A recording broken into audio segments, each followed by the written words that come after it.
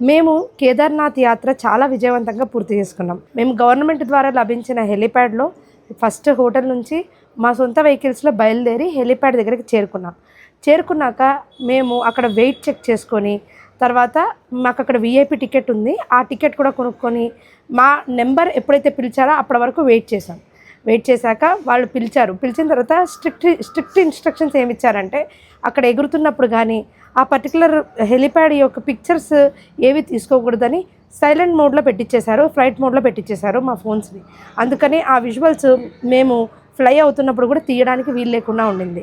Proper instructions ఇచ్చాక చాలా జాగ్రత్తగా జస్ట్ 7 మినిట్స్‌లో కేదార్‌కి చేరుకోవడం జరిగింది.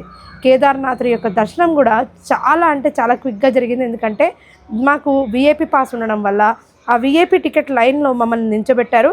నించోబెట్టగానే ఒక 10 నిమిషాలలో మేము గర్భగుడి ఆలయంలోకి వెళ్ళాము.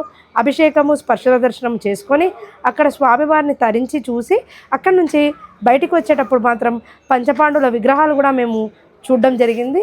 అదేవిధంగా అప్పుడే భోగ్ పెట్టడం వల్ల ఆ యొక్క ప్రసాదం కూడా మేము స్వీకరించాము.